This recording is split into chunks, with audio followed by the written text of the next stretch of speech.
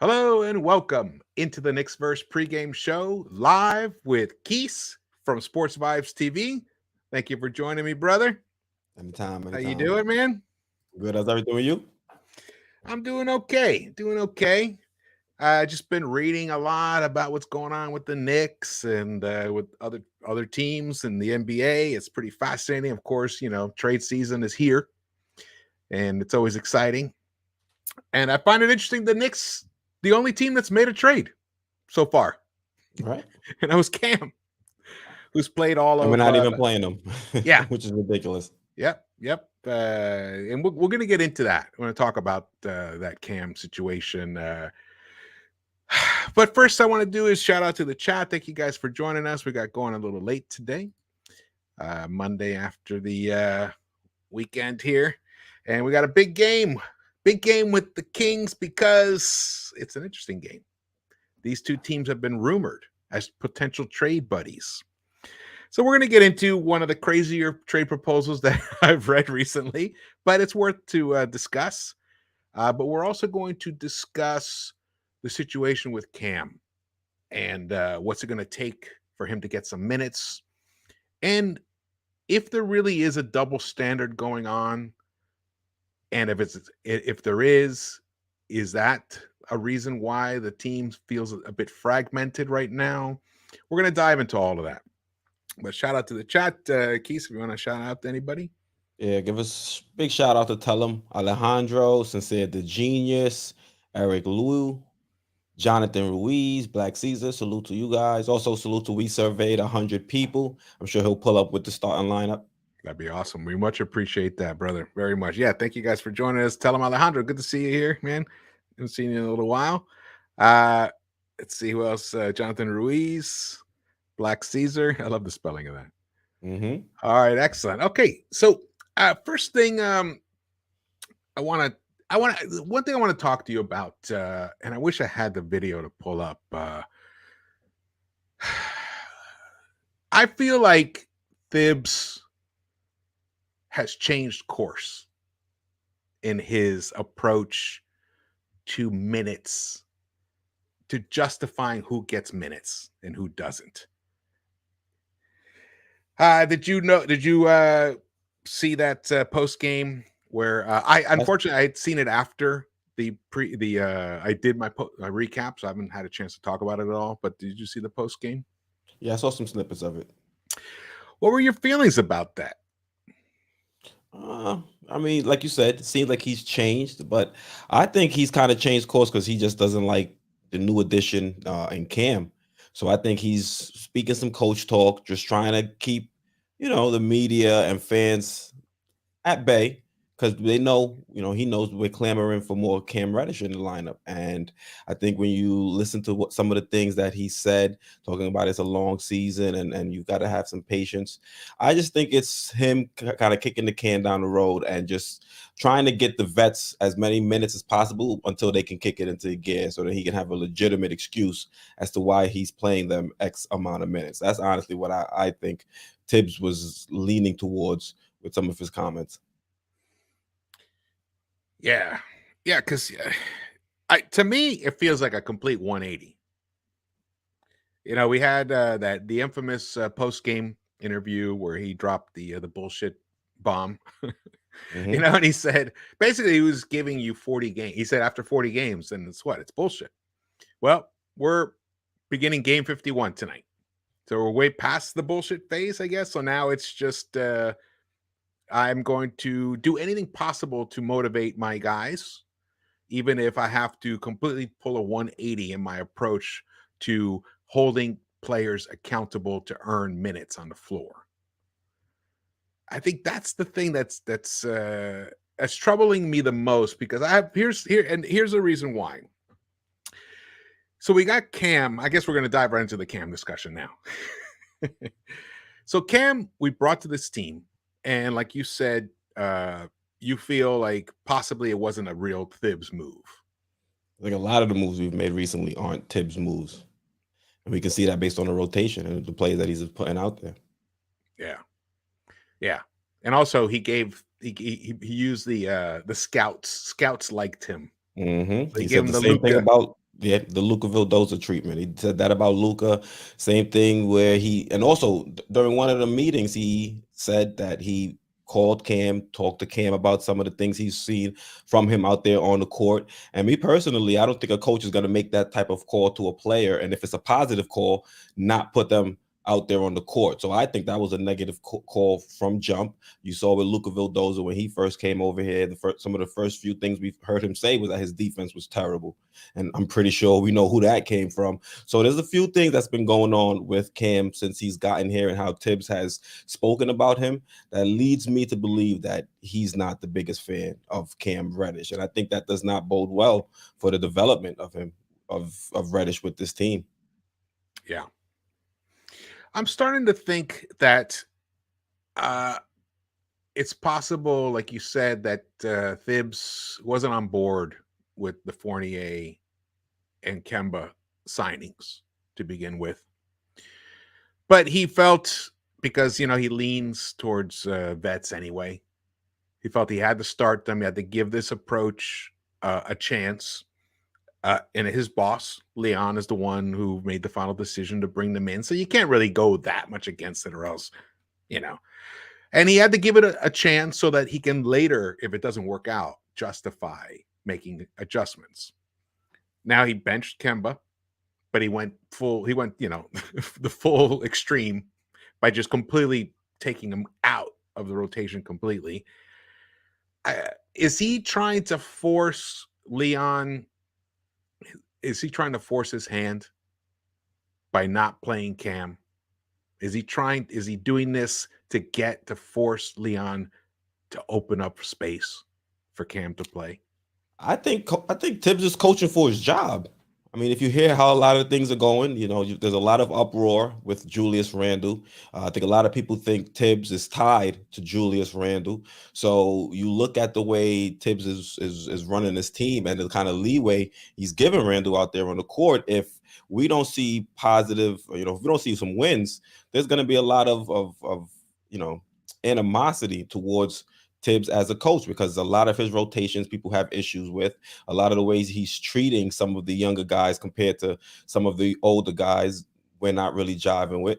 So if Tibbs does not try and I think go with the vets, which he thinks, and I would believe in his heart of hearts gives him the best opportunity to win, then I feel like he might put himself on the hot seat. So I think he's coaching this season right now as if things go south, move from this point forward, he could very well be on his way out in the offseason. So I think that's fueling a lot of Tibbs's decision as opposed to trying to force the front office's hand. Because, like I say, Tibbs is not a young coach. So he's got, another 3 years on his deal. I'm not sure if he's going to get another one after this. So I don't know if he has enough time to really play that game and try to force the front office's hand. So then what? So he's just so there's nothing else behind his choosing to not even give Cam any meaningful minutes at all.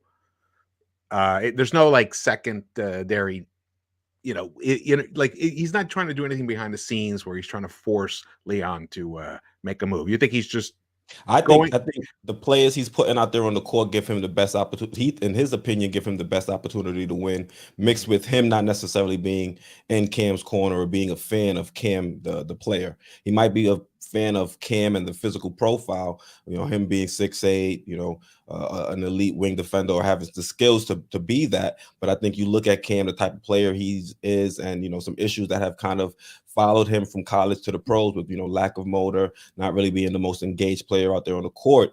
You add all those together and you can see why Tibbs might not want to really throw him out there when you have guys like Alec Burks, who he knows he's going to at least get some defense from, who has already earned his trust, and then a guy like Evan Fournier, who we gave big money to, and also we've seen him have offensive explosions here and there. I can kind of see why Tibbs would side with those two over a Cam Reddish, even though I think personally that Cam, both short term and long term, should be getting a lot of those minutes out there.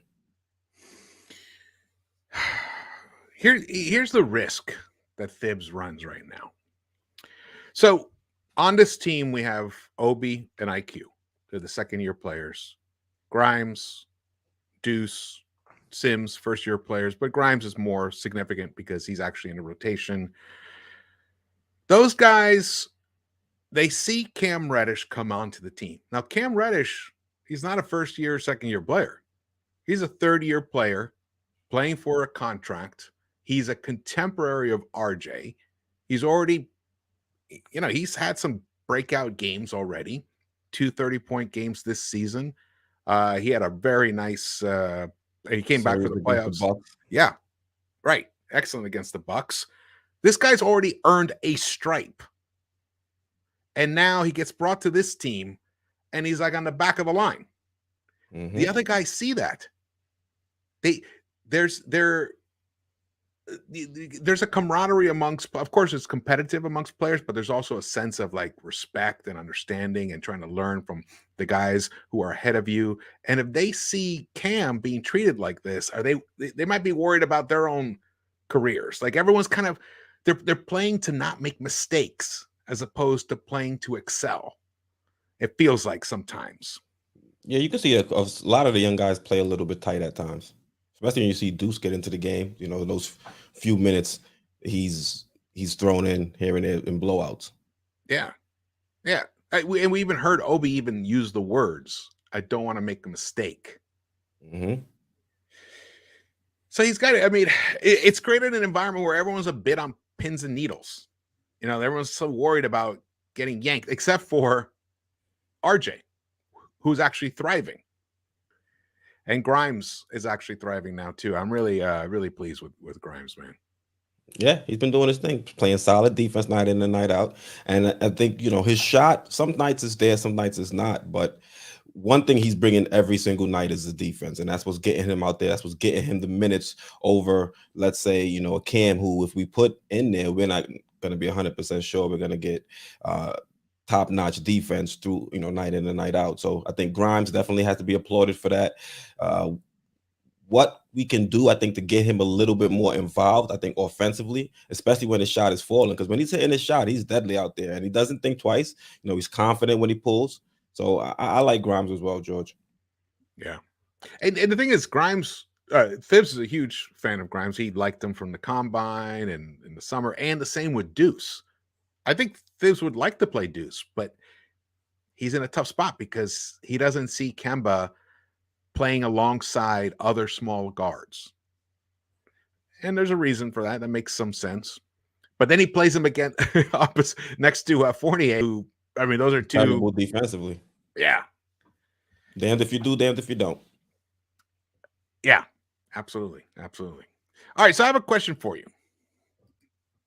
If you were given the keys to these Knicks, the current state of the Knicks right now, what would you do for the next 3 months with this team as the coach and the GM? Let's say you had the dual. So I'd find a way to ship Randle, Fournier, or either Fournier or Burks, one of the two. I can keep one of them, but those two have to go. I would then try to find minutes to get Cam more involved, and hopefully Cam can win out and get minutes as I start in 3. That would allow us to put RJ back towards the 2. Now, point guard is a little bit tricky, especially since, are we going to be able to find a trade partner for Kemba? If we are, then I would move Kemba in a trade. If not, I would have to consider cutting him, freeing up that spot, especially when Derrick Rose comes back. And in that way, I can either elevate Emmanuel quickly as the starting point guard and see how the offense flows with him, or I can have Derrick Rose be elevated into the starting point guard, and then I have Emmanuel quickly coming off the bench. So then you'd have the starting lineup of D Rose, RJ, Cam, Obi, and then Mitch.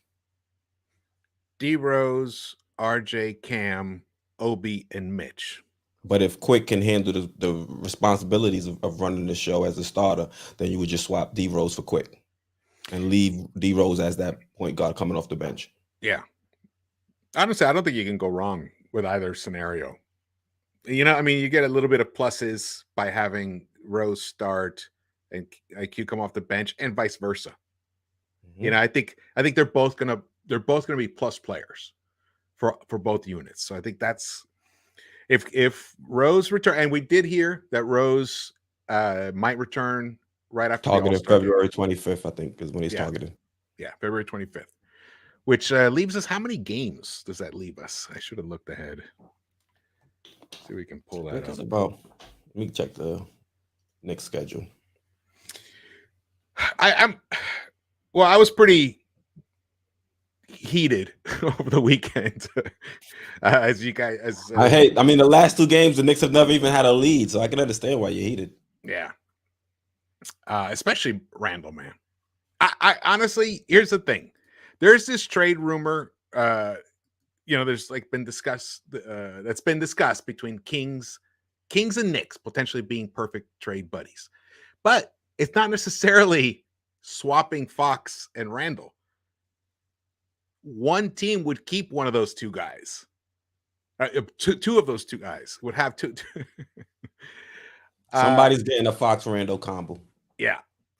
Somebody's getting a Fox Randle combo.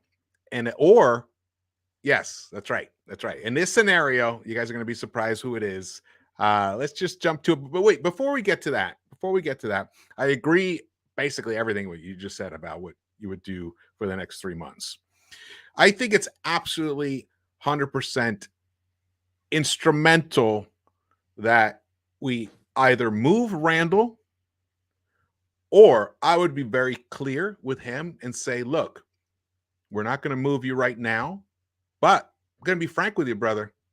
If you don't get your shit together, you're gone this summer.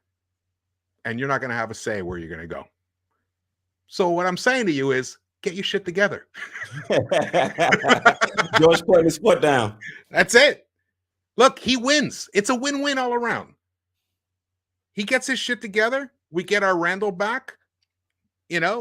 Straighten. We get our Randle back. Yeah, we get our Randle back, and then we can readdress in the summer if possibly New York isn't the best place for him, but he's refurbished his image, his stats, and many. Right now we're hearing 5 or 6 people of teams have inquired about him. Who knows? There aren't that many, power forwards like him in the game. So if he could refurbish his image, he might end up in a nice place, in a nice situation for himself, and we get a nice piece in return. But right now, he's played himself so below his actual true value that it makes a trade difficult for teams, for like the Knicks, to get the proper true value. Yeah, the proper compensation. But that's if he stayed. I would tell him, I said, we're not trading you right now because we can't find the right pieces in return. However, you're gone, man, if you don't get your shit together. It's got to be the way. I'm all for it, man. Yeah. See the lack of energy he's giving out there. He's got to go, or he's got to, buy in. That's all we're asking, honestly. Yeah. Players are going to have bad nights. Just buy in and give us your all when you're out there on the court. It shouldn't be difficult. It shouldn't. And plus, he's already done it here before. I mean, it's a little different. Only 2,000 fans in the stands, or whatever the case may be back then. Yeah. But you heard last time I put those numbers out, like how he closed last season. I mean, he was averaging 27.3 points per game in the last 16 games when there was people starting to come in to the stadium, into the arena. He was starting to play in front of crowds. It wasn't as big as it is now, but still, he should be able to recapture it. The other thing is, I honestly, if we could find a partner for him, I'd trade him before February. I mean, by the deadline, I would definitely find a new home for him, because he's right now, he has quit on his team. He's quit on his teammates. You showed it in the Sunday game stream, the whole thing with Obi, and then there was a Mitch one. Mitch one. I remember the Mitch one too, but we didn't really get on it because it was just one isolated. But that second one with Obi was so obvious, and I showed it in the recap as well. I think it's best for everybody if they do find a home, and hopefully a team will present a package that's worthy of his talents, even though right now he's performing terribly. He's one of the least efficient, high volume shooters. In fact, I think he's the second, number 2. Though that changes constantly, but he was number 1. He was the worst, and now he's like the second worst or whatever. but he's definitely has to go. Let's take a minute here to just shout out the chat. Also, George, we have not after this game. We'll have 9 games before February 25th. 9 before February 25th. Yeah, February 25th would be the 9th game, and I believe that's against the Heat. So we'll only have like 21 games or so with Rose. Yeah, 1, 2, 3. Okay.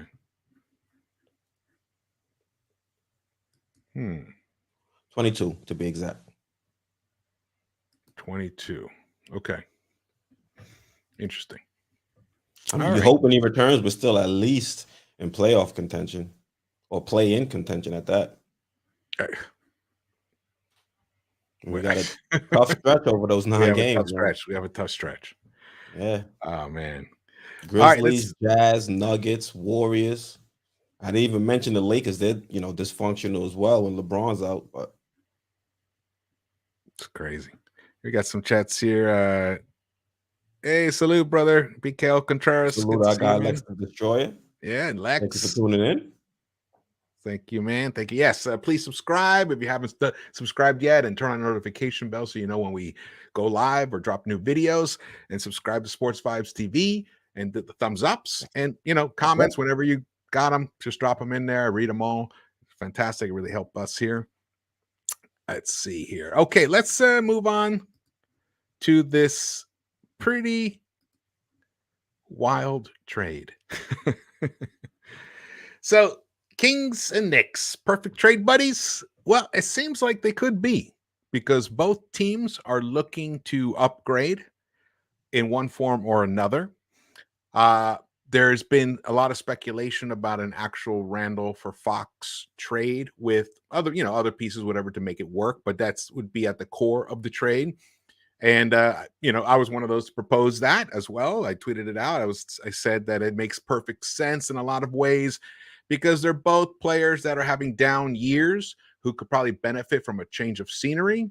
Number one. Number two is both teams have a high quality player waiting to take over the spot of the player they'd be trading. So we have Obi to take over the 4th spot, the number 4 spot over for Randle, and they have Halliburton, and they have Davion Mitchell, but they have Halliburton to take over the Davion Fox point guard role. And then they would benefit from having Randle, and we would benefit from getting a point guard like De'Aaron Fox. Both players come with downsides for both franchises. And the hope is that the new change of scenery and that the coaching staffs on either side can help reignite or ignite, like in De'Aaron Fox defensively. He definitely has not been a good defensive player in the NBA since he came on. And Randle, maybe he can recapture his little bit of the player that he was last season.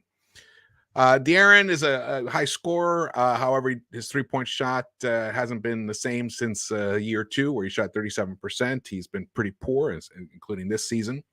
However, NBA Analysis Network put out this article recently, I think it was over the weekend, where the Knicks would receive De'Aaron Fox and Maurice Harkless in exchange for, now get this, Evan Fournier, Obi Toppin, Emmanuel Quickley, Quentin Grimes, the 2022 first-round pick, the 2024 first-round pick, the 2026 first-round pick, a 2023 first-round pick swap, a 2025 first-round pick swap.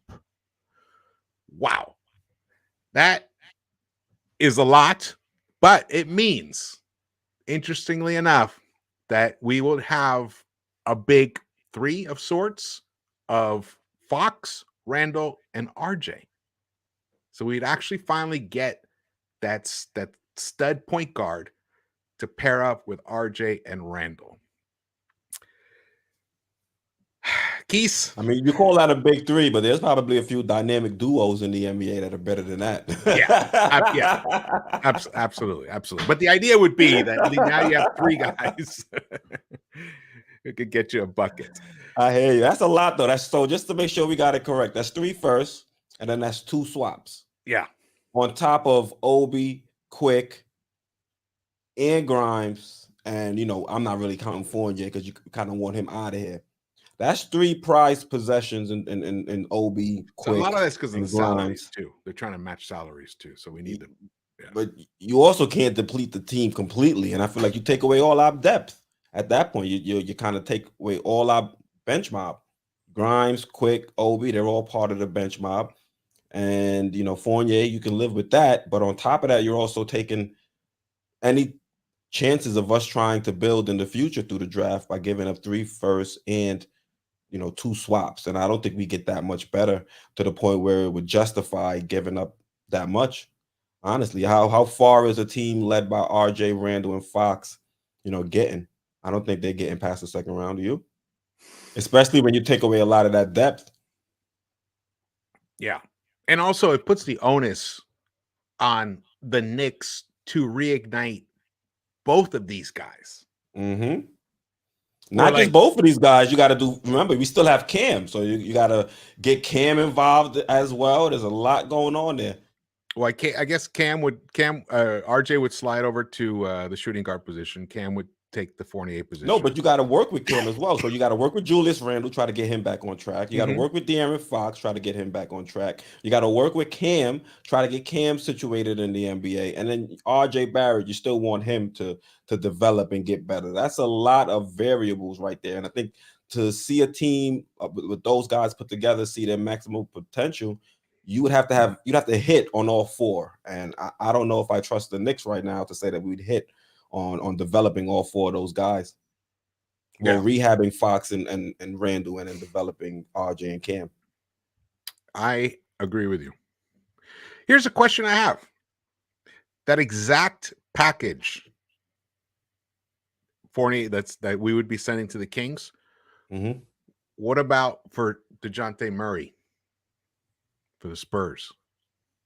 I mean, I would try to see if I can keep some of those young guys and give them Julius Randle. I think the issue is, even if you bring in somebody and try to pair them with Randle, we haven't seen enough this season to give me, the confidence to make a move like that, to invest in building around Julius Randle.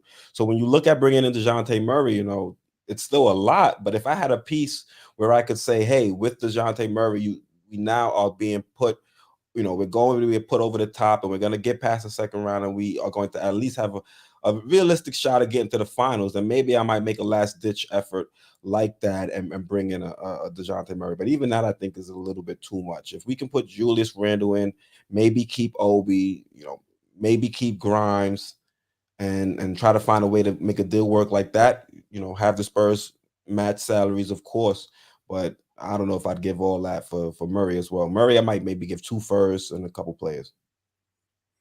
Yeah, we'd have to give up some young players because they would probably want Quickly and Grimes. They'd probably want. I mean, those 2 are the most attractive of our young players, especially since they're giving us a guard. And I think, wouldn't that be a better deal than this? Wouldn't you rather pair Murray with 2 firsts and a couple young guys shipped out, as opposed to shipping out the entire bench?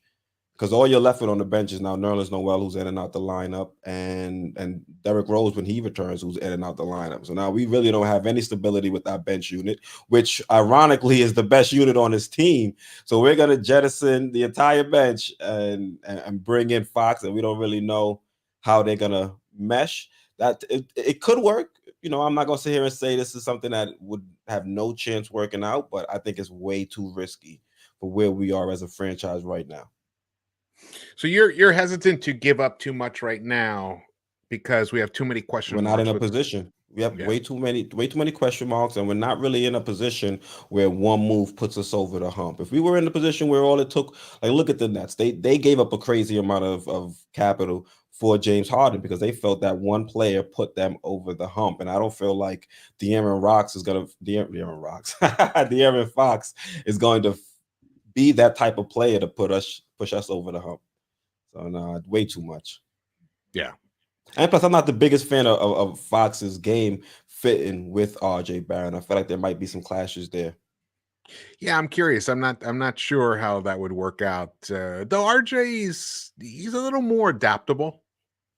than a He's lot of these. adaptable, but what do we want? Do we want RJ to adapt, or do we want Yeah, to put RJ in a position where he's in the best spot to succeed? You yeah. know, I, I hear we you, have man. the role players adapt. Let Grimes adapt, let Quick adapt. But Yeah, RJ, we want those. We want players to adapt to him. I agree. In a perfect world, of course, he still has to build towards that. Yeah. Also, I think RJ definitely works better with players that cut. Mm-hmm. you know, Yeah, there's off-ball movement. There's cutting. So when he drives, he has options for guys to look. he To has outlets. Yep. outlets. That's one of the things I like about him with Mitch on the court. He doesn't get as much time with Obi, but it's nice even when he's on the court with Obi. You can see there's a nice little two-man game happening between them. So all right, here's the thing. Quis, you have to make a trade by February 10th. What's that trade going to be? I have to make a move. It's going to be to get Randle out of here and see if I can bring back either a young-ish player that I can kind of rehab, similar to like a Cam Reddish. So maybe you look at I don't know, the Magic, maybe see if you can get a deal done with Bamba. Maybe they have a contract that expires next season. So you bring that in, bring in Bamba and have him maybe see if he could be the stretch five of our future. That might be a move you can go, or you can try to see if somebody will take Julius Randle off your hand in a package for a solution at point guard.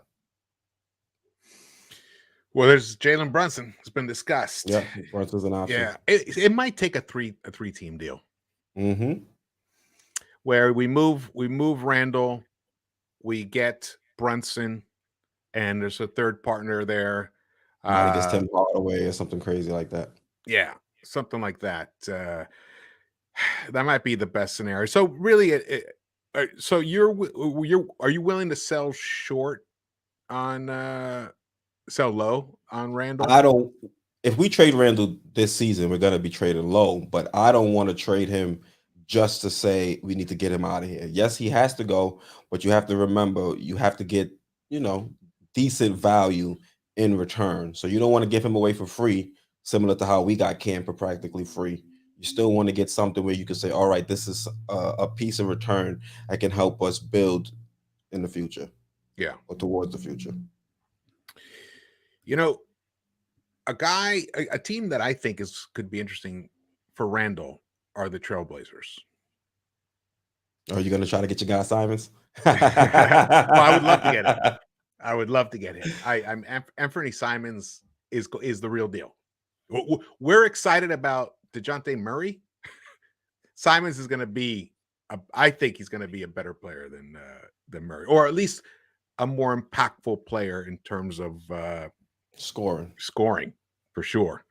I mean, that guy he's got it. He's got the game. He's got the 3 levels. He's becoming a very good passer. He's still incredibly young. I like him.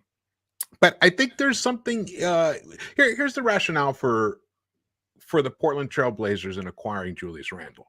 Number one, it's a low-key media market. Very low-key.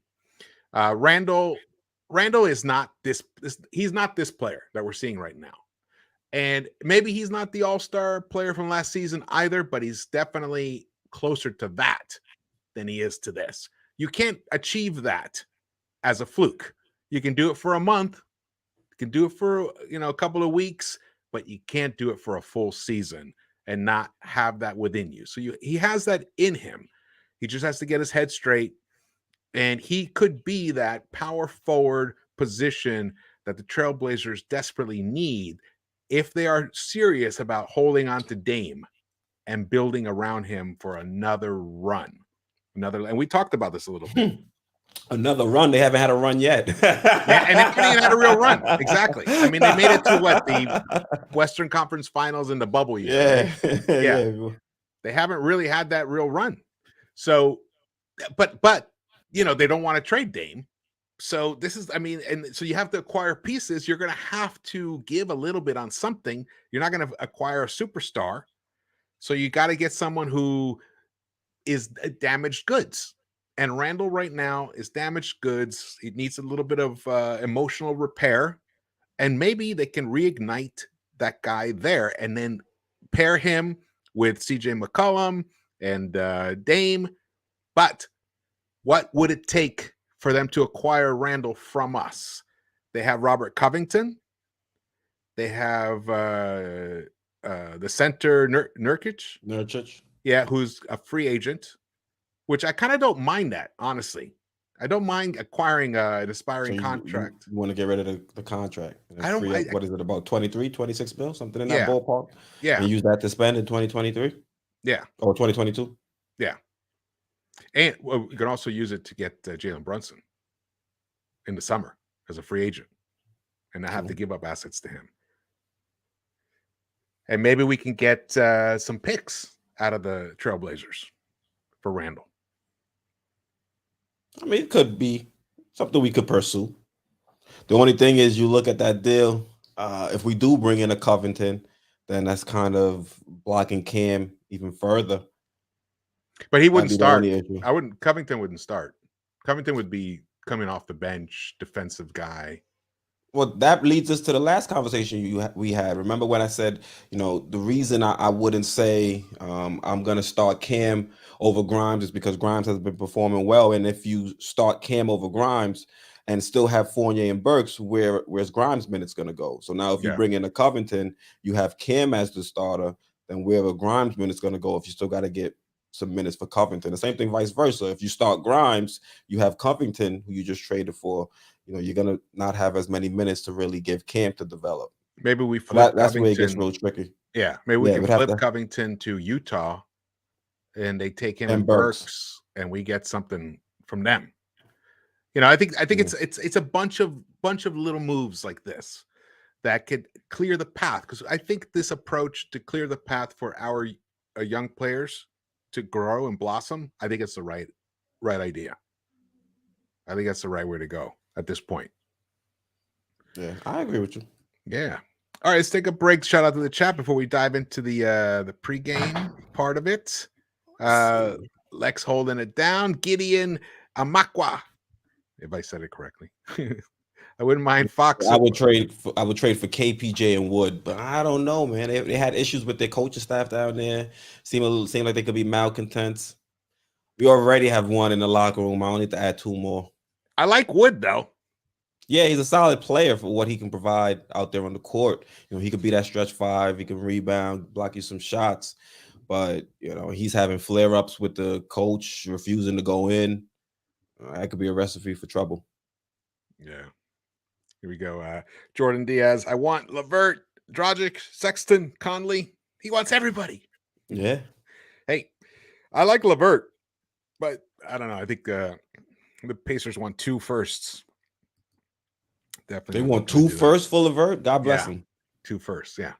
God bless him. Yeah. But yeah, I was gonna say, any deal we make, I think, if we're gonna include Julius Randle, is probably gonna be a 3 to 4 team deal, just to make sure that the money works and we still able to free up space for some of these young guys if we actually decide to move forward with the youth movement.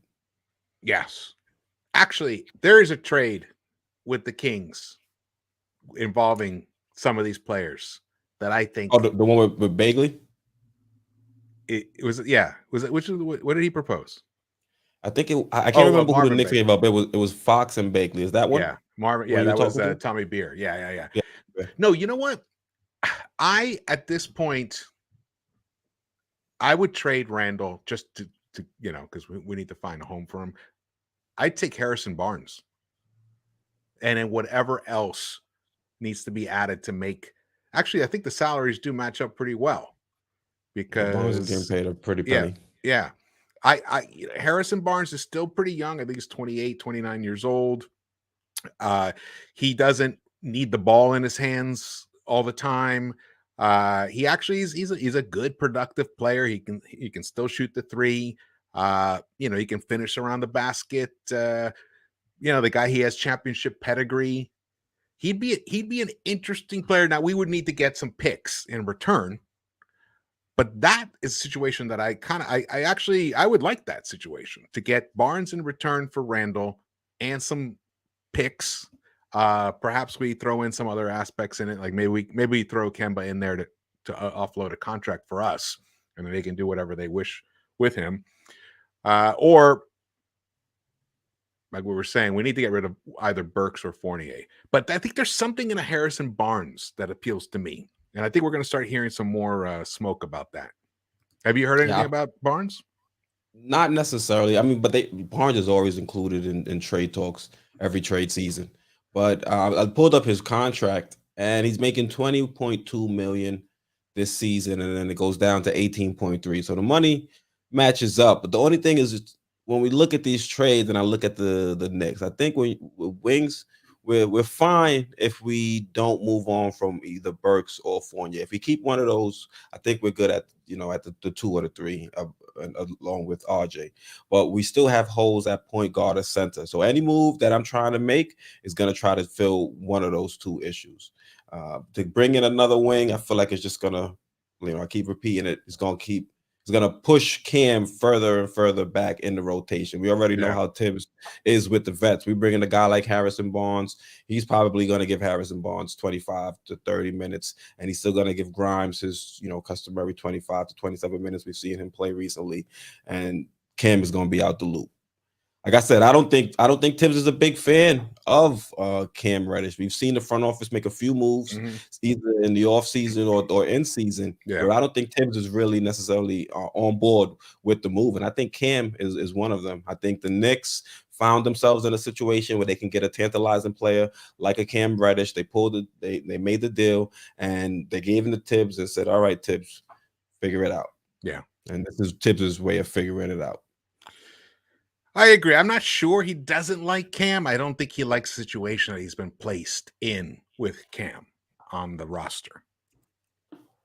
But it's almost the same thing. I mean, George, it's almost the same thing. You see the team floundering the way it is, and if you like a player, you say he's got perfect size, ideal size. He can shoot the 3. He can play 2 to 3. He can play the 2 to 3 or the 4. Why aren't you putting him out there if you feel like he can help this team win? The only thing like I can think of is you feel like he's not necessarily the best option to put out there if you're trying to get some W's. Yeah.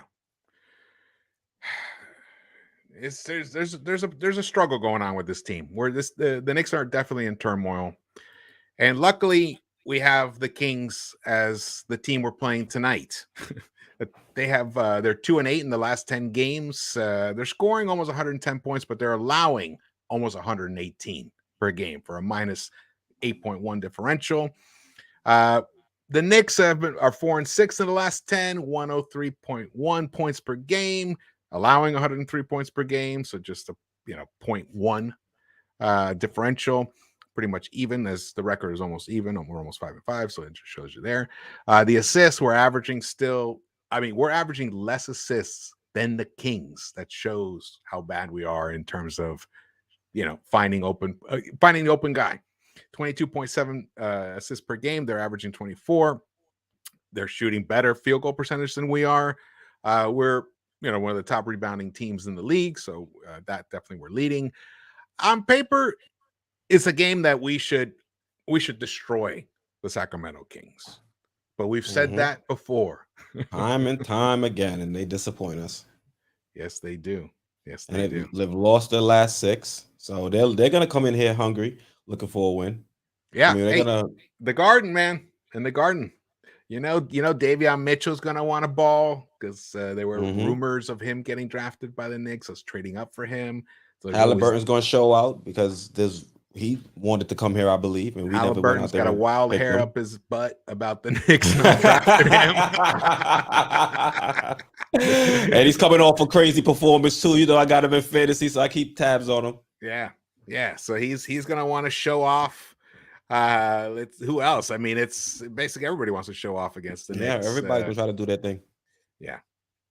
Hopefully we'll see another good game from RJ, man. Yeah, we need RJ to step up. Mitch, I want to see Mitch come up big in this game as well. Mitch should do well in this game, actually. Well, I mean, technically every player should do well against the Kings. Look, they allow 118 points per game. If we play defense, it should be a game where Cam sees some minutes. 4 minutes, we just get a decent enough lead, or let's put Cam in the game. Yeah.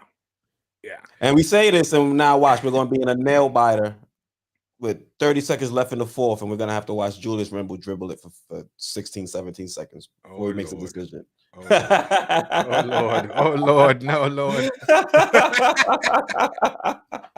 It's ridiculous, man. It is, man. It is. So here's our season leaders. Randle is now below 19 points per game. 18.5 he's averaging, 41.3% field goal. And De'Aaron Fox is averaging 21 points per game, which is down from 25.2. He averaged 25.2 points per game last season. He's down this year. Rebounds, Barnes leads the Kings with 6.1. Randle is 9.9. He's just shy of 10, basically 10. Randle's down to 5 assists per game, which is still excellent for a power forward, no matter how you slice it, but it's down from 6 from last season. I mean, it's excellent for a power forward until you run off how many turnovers he averages. Yeah, the turnovers are the killers. Yeah, well, there it is, 3.5 turnovers per game. Oof. And in fact, I believe, yes, hold on. Here's one thing. So I tweeted this out over the weekend. All Knick lineups with Randle on the court are a minus 5.6 differential points per 100 possessions for a 24th percentile ranking, or minus 5.6. All Knick lineups with Randle off the court are a plus 11.7 for a 96 percentile ranking. 96 being 100 being the best and 0 being the worst. That's when cleaning the glass. Now with Obi, when Obi's on the court and Julius is off, which is almost all the time, we've rarely ever seen them together. Yeah. When Obi's on, the Knicks, all Knick lineups with Obi on the court, the Knicks are a plus 13.3 differential, which is good enough for a 97th percentile. Again, 100 being best. Wow, that really pretty much tells the story right there. There is something else here that I wanted to find that's pretty wild. Here we go. And this is from, I believe, I can't remember who posted this. Over the Knicks' last 5 games, Randle's averaging 13.2 points per game and has as many turnovers as he has assists. 4.4. 4.4. That's where we've reached now. Yeah. It's brutal, man. It's brutal. That is brutal. And he's hitting only 38.7% from the floor. 25% 3 points. Yeah, look what he did. Yeah, in January, he averaged 24.2 from the 3-point line. He's shooting terrible. He's not making his mid-range, turning the ball over crazy. And he's just not giving any effort out there. And he comes up with these statements talking about he really wants to be with the team and he wants to help us, lead us to a championship, et cetera, et cetera. But, I'm tired of the words. We need to see actions out there on the court. Show us you want to be the leader of this team and you want to lead us to the promised land. Don't submit written statements that your agent probably prettied up for you. Yeah. Or if you want to use words, at least show up after a poor performance and say it at the press conference. I might believe that a little bit more than a written statement. Yeah, I know, but he's not going to show up in front of the press until he drops 30. Yeah, exactly. Which might be tonight. We shouldn't show up. Yeah, it might be tonight. Hey, he's primed for it. Yeah, would have been nice to see Fox out there too, though. It would. I know. De'Aaron Fox is not playing tonight, which is a bummer. He's out. So is Marvin Bagley. D Rose is out, of course, and Nerlens. I believe he is out for tonight. No way, is he? Day to day, he's listed as day to day, but I haven't heard officially. But I have a feeling that he is probably out. Let me hit the Twitter world and see what's going on. Check that out. There's no way this guy can be in and out the lineup like this. It's crazy, right? The thing is about Julius, it's like nothing's standing in his way. The offense is constructed so for his benefit. He has the ball in his hands whenever he wants it, right? He gets to play as many minutes as he can handle. It's not like he's not like Obi, where he doesn't have the chance to shine, or he gets to RJ operate with impunity. Yeah, or even RJ in the beginning of the season when the ball wasn't in his hands enough because it was in Kemba's and Fournier's and Randle's hands. He has no excuses, is my point, for his performance. So if he wants to be here, there's only one way to do it, man. Get it together up here and put it down on the floor. Just make buckets, make the right play. Be smart. Be smart, man. Be smart. Oh, man. Well, thanks so much. Oh, Dan Freeman's here. What's up, man? Salute. He says, he goes, last year I hated him, but we had Elf. Yeah, he says Randle has no point guard. Yeah. Hey, it just hasn't mixed well with Kemba. I mean, people say that, but Derrick Rose is a point guard and he's out there with him during periods at a time. And he does well with Rose. He does well with Rose, but you still see a lot of the same issues. I mean, he might have hit his shots with Rose on the court, but you still see some of the, holding the ball too long, some boneheaded turnovers, some bad shot selection, bad body language. Just because Derrick Rose is on the court doesn't mean, Julius Randle's out there buttoned up and acting like he's, a hardworking member of the team. Yeah. Brother Contreras, it's the same starting five. Yep, same starting five. Same starting five. Yeah. I mean, you know what? If you want to go with the same starting five, go ahead, but at least mix up the rotations. At least. Absolutely. I have a feeling we're going to see some Cam tonight. Thibs may be stubborn, but he's not dumb. And he must understand that he's creating a bubble of expectations around Cam now. By keeping him off the court, he basically is creating this sense of, okay, whenever Cam gets out there, he better perform. And if he doesn't perform, it's creating so much more pressure on him as opposed to letting him kind of ease into it. He's going to have to find those minutes for him. It doesn't matter who's in front of him in the rotation. He fumbled it. He fumbled it when he played him 5 minutes and DMP'd him. Should have played him 5 minutes. Should have played him at least another 5 or 7 minutes. And then see how some of the vets are playing. And if they aren't playing well, then you reduce some of their minutes. And that's how you move forward with the rotation. But this guy says he wants to keep the rotation around 9 and 10 guys. So it's real hard when you kind of limit yourself like that. Yeah. Thank you. We surveyed 100 people. Update: Noel is playing. Yeah, I see Bear has the Knicks listed as probable. Okay. UBG, Randle is not a high IQ player. That's totally what we're seeing. He's being exposed like that. Yeah, it's a bummer, man. Well, I'm afraid to predict anything anymore with these Knicks, but I think we're going to win tonight. I think it's going to be a nice cleansing. Going to take care of business. Better win, man. They lost 6 in a row. Let's make that 7 in a row. Yeah. And I have a feeling that Randle, he's due for a breakout game. And tonight might be it. Like a 25 to 26 points, 12 rebounds, hits a couple of 3-pointers. Still gets the 4 TOs, but maybe gets 6 assists. He has a decent all-around game. He's engaged on the defensive end. This is the perfect opponent to start trying to turn it around. And it would be nice if RJ also delivered another 20-plus point performance. When the two of them score 20, the team obviously is tough to beat. We need to see Alec Burks wake up. He's been in a funk of late as well. And we need that consistency from Fournier.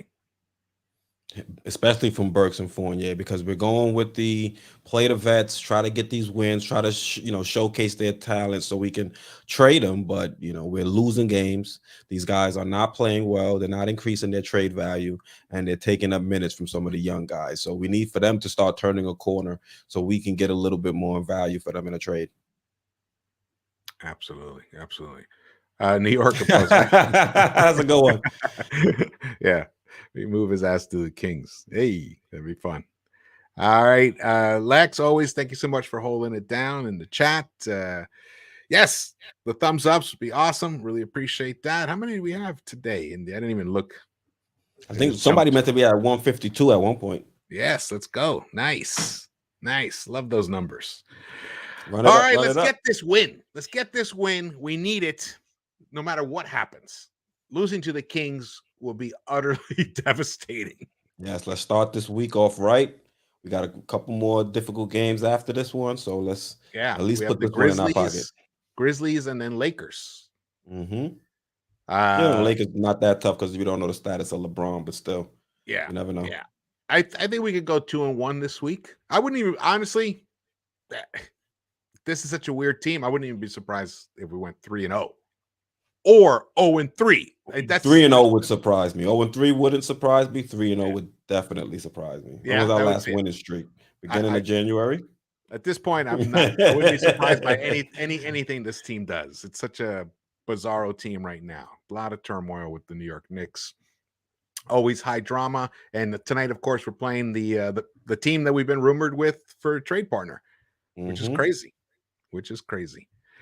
All right, Quis, we're gonna do it. We're gonna sign off. Yep. Thank you guys for watching. Please subscribe to Into the Knicks-Verse and Sports Vibes TV. The next pregame. Next pregame will be on Sports Vibes TV. We alternate. I will be doing a recap after this game tonight. Hopefully, it'll be a fun one to do off a nice big win. Though people seem to like when we lose and I do a recap. Hey, they're looking for some joy somewhere, so they get that out of your video. So that's a big plus. Exactly. Yeah, man, it'd be awesome. We need a win. We need a win. Man. In fact, I forgot what it's like to win. It's been so long. Right? It's We're like been 1-6. so long. We're 1-6 in the last 7 games. It's rough, man. It's rough. It's Rough as a Knicks fan, especially coming off the high of last season. I was not expecting this. Yeah, I know. I wasn't. And I think that's what's made it more difficult for all of us. We were hoping at least to kind of at least maintain where we were. Maybe we slide down a little bit because the East got a little better, but not completely fall off the table. Yeah, we're non-competitive in a lot of these games. Back-to-back games where we did not have a lead. Crazy. I need to go to Elias Sports Bureau to see how many times that's happened for a team. I'm sure it's been bad. I'm sure there's some teams that haven't had leads in a week. Weeks. I'm sure that's happened. And if you can think of it, it's happened. Look crazy. That's probably the trust the process Sixers. Yeah. Yeah. All right, guys. Thank you so much for watching this. And please subscribe. We'll see you soon. Let's go Knicks. Let's get this win tonight. I think we're going to do it. Yes, Thank you guys so much for watching, and we will see you around the Knicks-Verse.